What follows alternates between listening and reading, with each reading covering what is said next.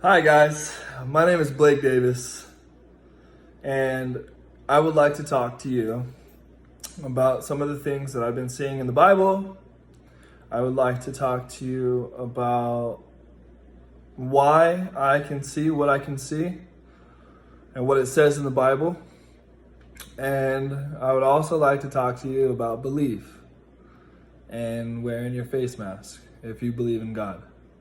So, the verses we're going to be talking about today is Matthew 17:20, Matthew 21:17, Hebrews 9:11 through 16, and 17 through 28, and then back to Matthew 15:10 through 20. So, I would like to start off by giving a little background of myself and giving my testimony. And then I would like to dive right into the scripture. So, like I said, my name is Blake Davis. I was an athlete. My athletics didn't go the way that I thought they would go, long story short, and it was a detriment to me and my life, essentially. And I couldn't get over some of the things, or lack of, I guess there's no excuses for my addiction because I should have been depending on God the entire time. But some of the knowledge that I've seen in the book since what happened to me, I'd never heard of before. No one ever saw that side of belief or that side of the box, essentially, or outside of the box. And it's not the easiest thing for me to talk about, so I apologize for pausing. I apologize for taking so long to convey some of these issues, but I'm doing my best. So, like I said, I was an athlete. Things didn't go the way that I wanted to. I didn't know how to deal with them, so I turned to drugs, okay? Drugs took my life the morning of my 25th birthday in front of my family on my living room floor, and my 17-year-old sister saved me. I spent the rest of the day in the hospital. I woke up in the hospital not being able to breathe. And that's kind of where the story starts. My entire life, I had asthma. And I would wake up in the middle of the night, go into bed fine, but wake up in the middle of the night with asthma, and I could not breathe. And I'd feel a feeling of worry, thinking I was going to die, anxiety, and I'd run down to my parents' room, not being able to breathe, wake my parents up. My mom would always wake up freak out. She's always woke up that way her entire life. So I kind of hesitate running in there because I didn't want to scare her, which was scaring me. But anyways, I'd have to run in there because I couldn't breathe. And they'd wake up real quick, run me down to the emergency room in El Centro, and essentially have to give me breathing treatments. And sometimes it was 2 or 3 breathing treatments. The first one didn't do the trick. Think about it. You're a kid, you get to the emergency room after getting your parents, and after telling your parents, and they give you a breathing treatment, and the first one didn't work. You're still, wheezing. So when I was a child, I always thought that that's the way that I was going to die. Asthma was going to catch me in my sleep, and that was it. So, which is why I couldn't understand what happened to me the morning of my 25th birthday. Which is why a lot of this stuff makes sense to me now. So let me jump into it. So, the morning of my 25th birthday, I OD'd on fentanyl. And I got a taste for fentanyl from a surgery that I had on my right ankle where I tore 3 ligaments and broke 2 bones. So after that surgery, I was prescribed pain medicine, which is where I got my taste for pain medicine. I have ADHD, and I started smoking weed when I was 15 years old, and the thing about weed was everybody could smell it, and my eyes would be red, super red. So when I was prescribed the pain medicine I was prescribed, it allowed me to not be so prevalent in the drugs that I was doing, I guess. So that was one of the issues there. And then everybody knows, how opiates feel. So anyways, or not everybody knows, but whatever. That's irrelevant. That part is 100% irrelevant. It has nothing to do with the story. It's just where I was and the mindset that I was in. So back to the situation. So I died in the living room, and they call the ambulance. The ambulance picks me up, takes me to the hospital. So the last thing that I remember is snorting the little blue line. That was the fentanyl. And then waking up in the hospital. That's all I remember. I don't remember naturally aspirating. I don't remember the CPR. I don't remember all the chaos. I don't remember any of that. And, or it's not that I don't remember. It's like I wasn't even there, or I didn't even experience it. So I show up to the emergency room, and I'm still unconscious, and I wake up. I'm in the bed, and the first thing I do when I wake up, I still remember, is I look at my arms, just like this, like an absolute amazement. And I don't know why I was amazed, but I was, and that's one of the things that I remember the most. And then I remember looking up, seeing the hospital, getting flashbacks of my memories, and then putting two and two together and thinking, oh my gosh, what did I do? What did I do? Then, right after having that thought, I look up, and there's doctors all around the bed, and nurses, and the EMT guys that are all three right here. And they're all screaming at me the same thing. What did you take? What did you take? I'm thinking to myself, the pills that I got were from Mexico. They could have been fentanyl, or they could have been oxy, but I know fentanyl's a lot stronger than oxy, and I'm here now. So I decided to tell him fentanyl. I tell him fentanyl. He grabs the Narcan, stabs it right into my leg, and I'm looking down, and I didn't feel him put the Narcan in my leg at all, and I was not worried about him putting the Narcan in my leg in any shape, way, or form. And I'm not that kind of a person. I absolutely hate needles, so I should have cared about that. But I woke up, and what happened to me on the way to the emergency room in the ambulance was that I naturally aspirated. So what it means to naturally aspirate means essentially your body knows that you've consumed something that you shouldn't have consumed. It wants to come back up, but your bodily functions don't allow it to get all the way through. So what happened was I threw up, breathed my throw up back in. My throat was then caught in my lungs. My lungs were still trying to breathe. My lungs got ripped up because they couldn't breathe with all the throw up in there. So then I had throw up and blood in my lungs that I was trying to breathe through when I woke up in the hospital. So what it looked like in the hospital was right when I woke up, I'm looking at my body, and I can't breathe. I'm wheezing. I mean, I can get a little bit of air, but my lungs are not functioning. Okay. And growing up with the history that I had, I should have been scared so bad. Oh man, I should have been so scared. But guys, I wasn't. And this is where it gets interesting. I wasn't scared. I was on my deathbed, feeling the thing that my entire life scared me the most. And I wasn't scared. And to be honest, I wasn't worried about anything. I was focused on my breath, and that's all. The doctor then comes in after stabbing me with a Narcan, like right after he stabbed me with a Narcan, and he goes, we're gonna put you into induced coma.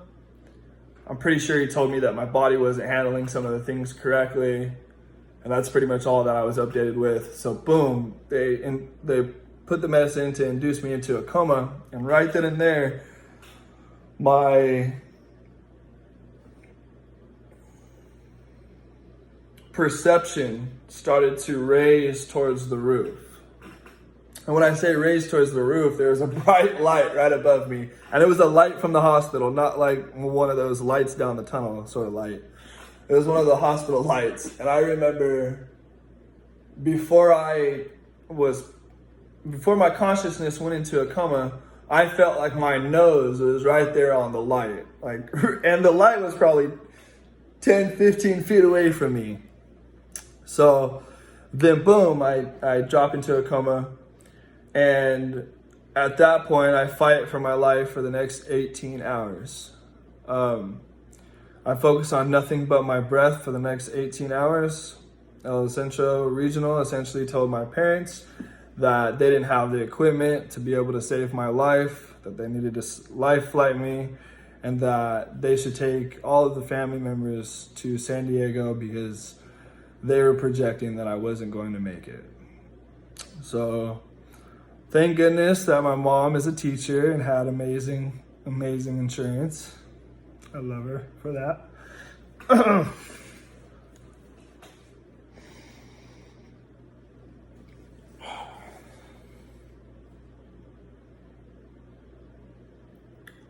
And I remember getting to the helicopter and taking off from the helicopter, but I'm in a coma, so I'm kind of there, kind of not. I'm scared of heights, and all the way to San Diego, I didn't worry about crashing in the helicopter, not once. I didn't care about how we took off or how we landed, but I knew I was in the helicopter, and I remember thinking that was a cool experience. A little bit later, I was amazed that I thought it was a cool experience and that I wasn't worried or I wasn't scared. And I get to, I believe it was Scripps Hospital, and they wheel me in. One of the worst things out of the entire experience, I kind of forgot something. They did put the tubes in my mouth in El Centro Regional, and that was in my nose and in my mouth, and that was not fun. And then when I got to San Diego, they took a catheter out, and that was not fun either, let me tell you. But anyways, I get to San Diego, they wake me up, they put me on oxygen, and essentially I breathe through and cough out all the things that were in my lungs. And in 3 days, I was 100% healed with no pneumonia, no heart damage, no lung damage, no brain damage, no kidney damage, no damage at all in any shape, way, or form.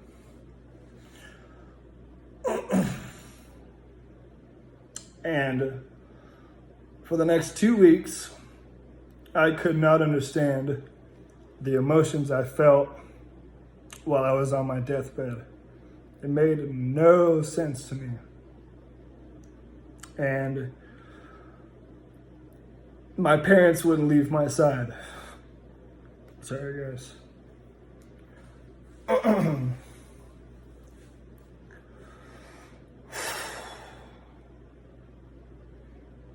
My parents wouldn't leave my side.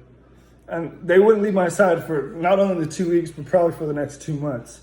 But within that 2 weeks, essentially, we go down to Christ Community, which is our local church. Walter Colas, I've known my entire life. I believe Doug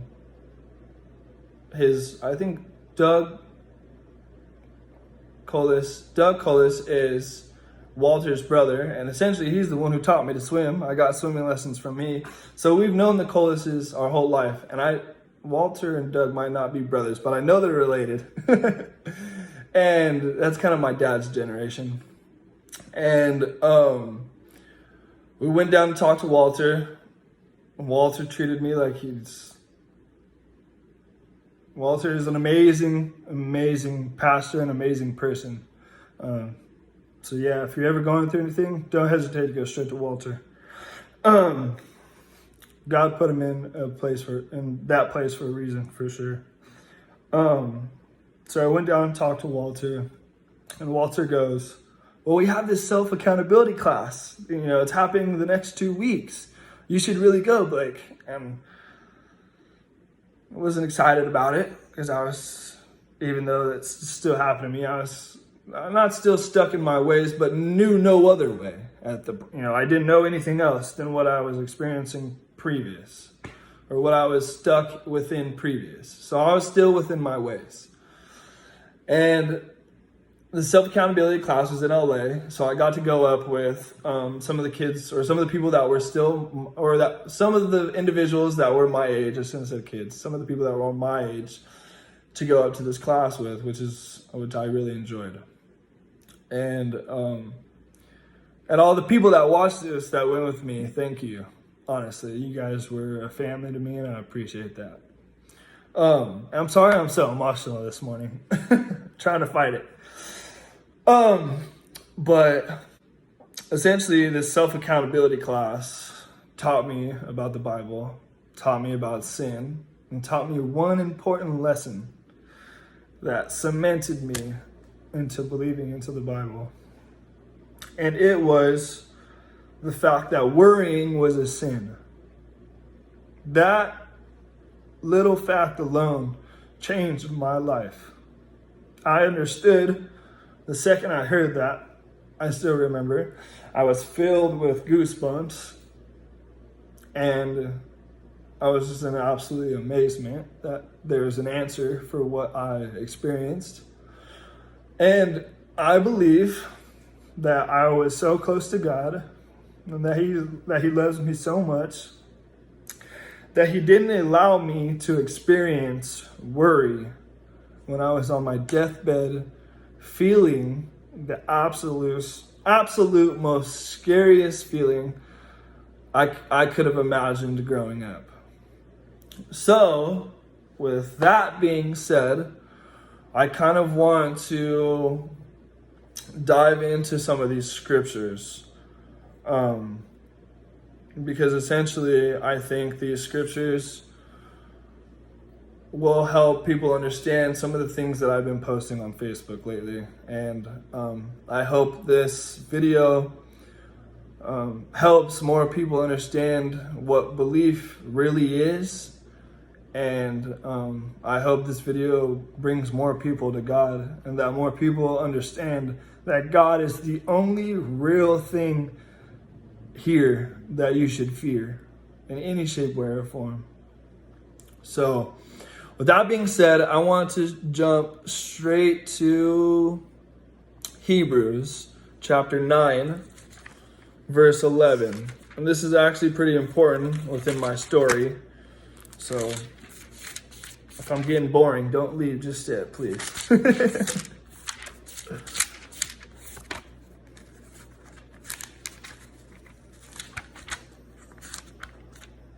Hebrews chapter 9. Okay. 11. Okay. But Christ, being one, come and high priest of good things to come, by a greater and more perfect tabernacle, not made with hands, that is to say, not of this building, neither by the blood of goats and calves, but by his own blood, he entered in once into the holy place, having obtained eternal redemption for us. For if the blood of bulls and of goats and the ashes of a heifer, sprinkling the unclean, sanctify to the puring of the flesh, how much more shall the blood of Christ, who through the eternal Spirit offered himself without spot to God, purge your conscience from dead works to serve the living God? So essentially, they're saying that the only way to purge your conscience is by the blood of Christ, essentially. And later on, so the next verse, and for this cause he is the mediator of the New Testament, that by means of death, for the redemption of the transgressions that were under the first testament, they which are called might receive the promise of eternal inheritance. So That's one verse where I believe it depicts my scenario of God calling me and me understanding what it truly means to believe and understanding the books of the Bible in a new sense now. And I'll explain that to you later in this video.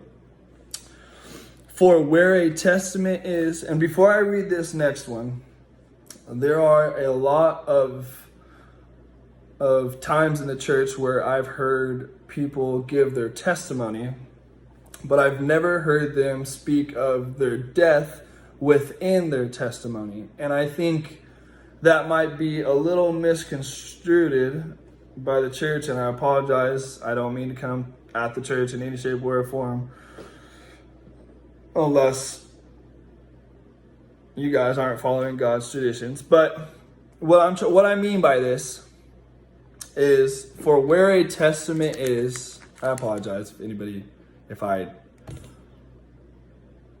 don't mean nothing against the church.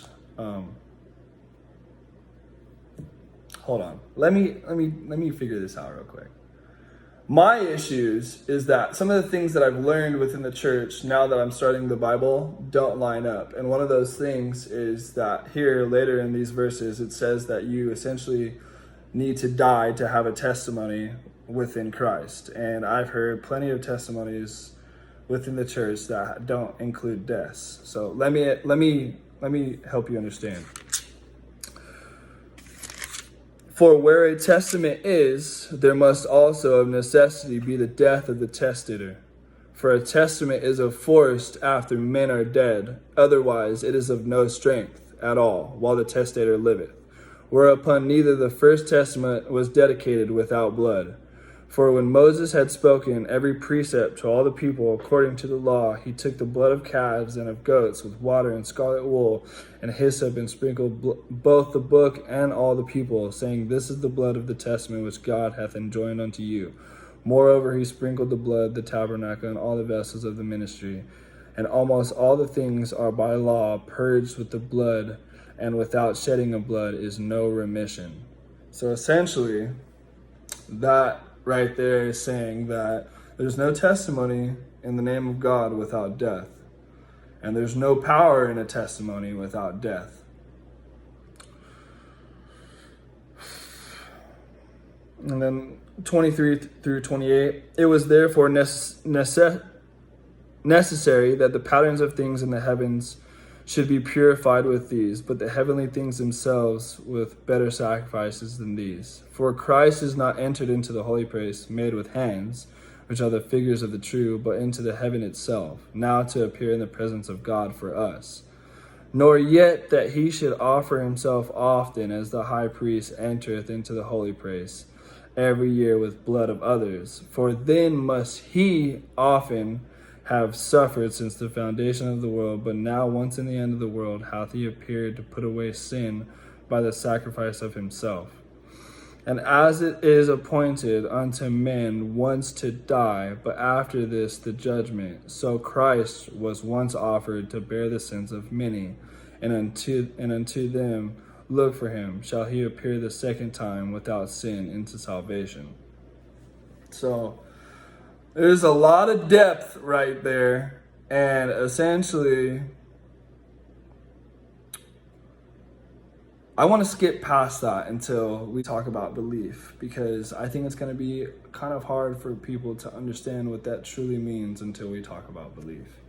So let's go to Matthew 17:20.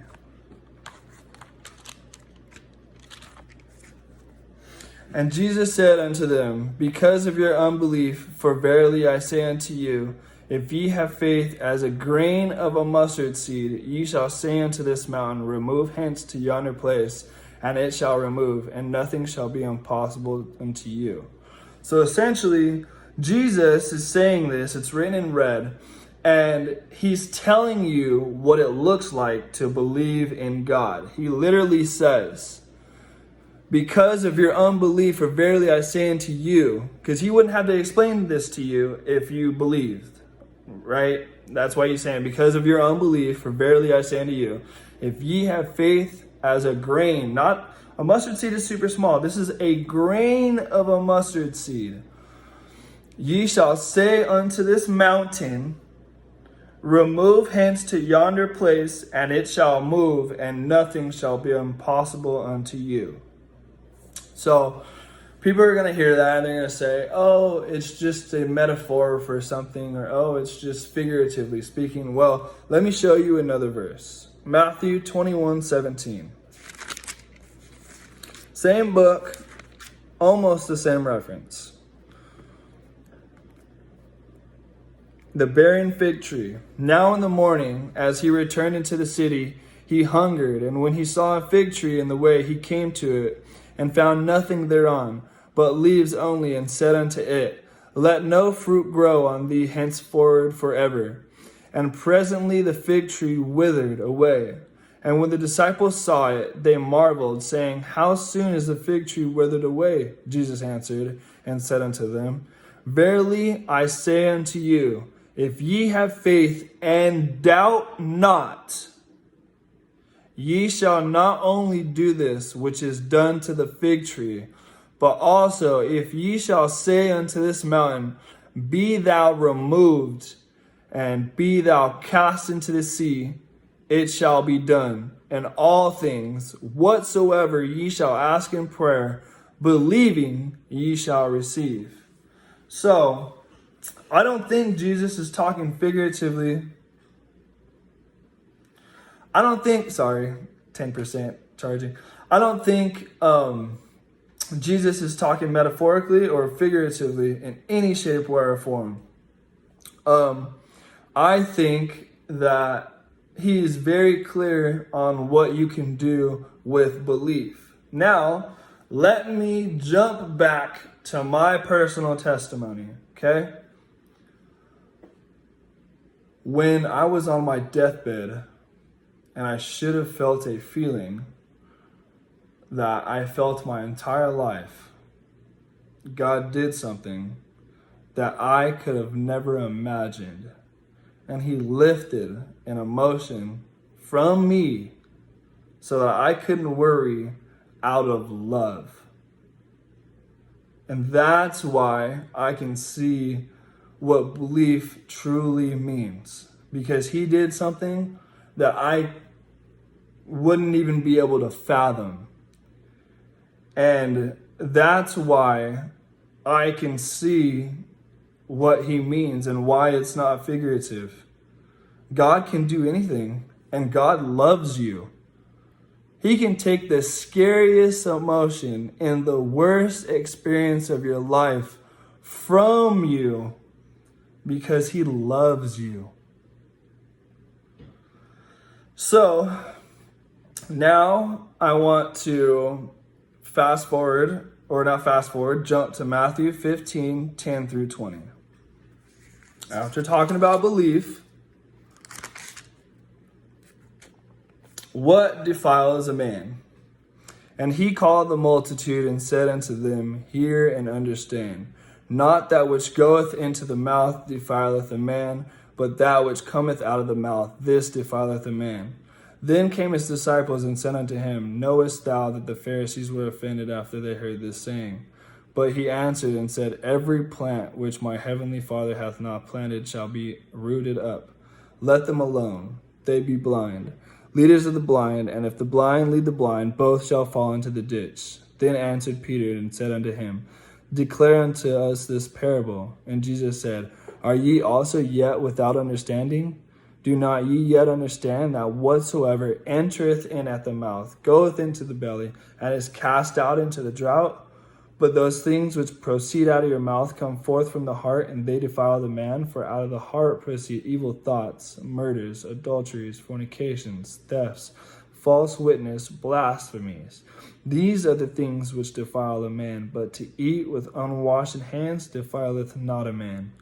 So, people, and this is kind of hard for me to say, that don't understand what it truly means to believe, or can't see outside of the box because they haven't had an experience like what I have had, and think that God is contained within this box when he's really not in any shape, way, or form, are going to read that and say it's figurative and say that it's metaphoric.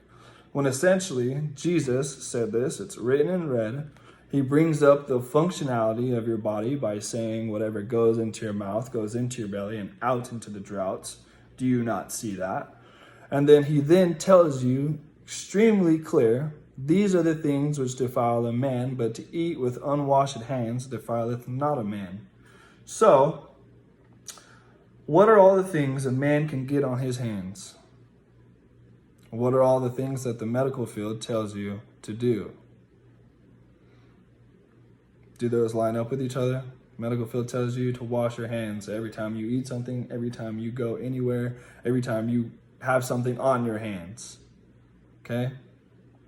The medical field right now is also telling you to wear face masks because of the coronavirus. Okay? These are the things which defile a man, but to eat with unwashed hands defileth not a man. Right now, in our country, we're being split by belief. The people that wear a face mask are blind. And they believe in the medical field more than they believe in God. Because when you're sick, you should look to one person, and that's God, not a doctor. So, I hope this gives a little explanation to the things that I've been posting on Facebook, a little explanation on the things that some of the people that I grew up with might have heard about me 2 years ago, and a little explanation on to people who don't know me and have heard about me.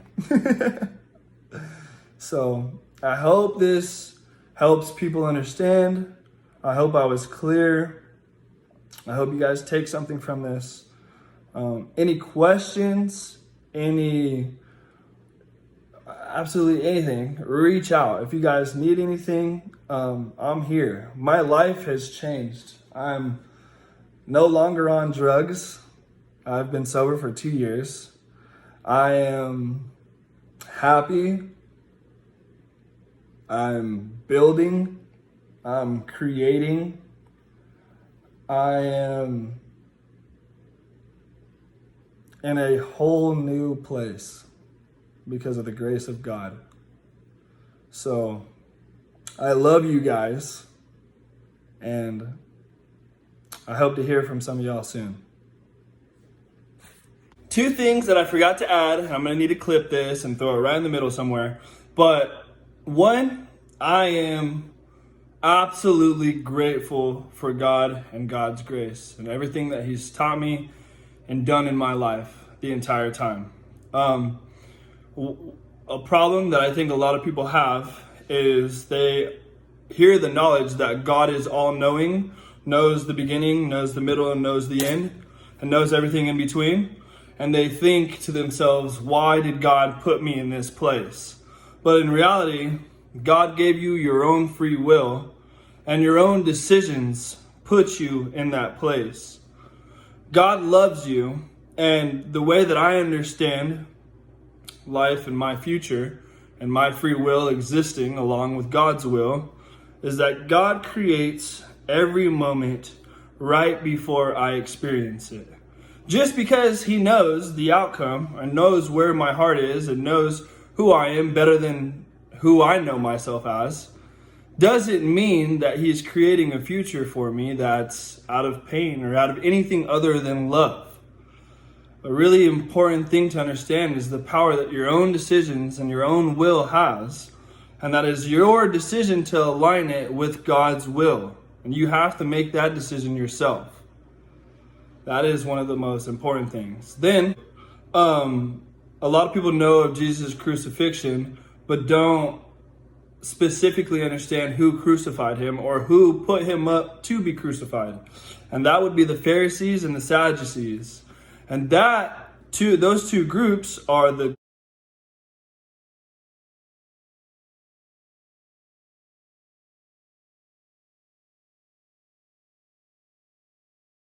So when I say and bring up things that have to do with the face mask, in the book of Matthew, Jesus talks against the traditions of the Pharisees. And long story short, washing your hands and a lot of the things that associate with the medical field are within the same traditions that the Pharisees would want you to practice.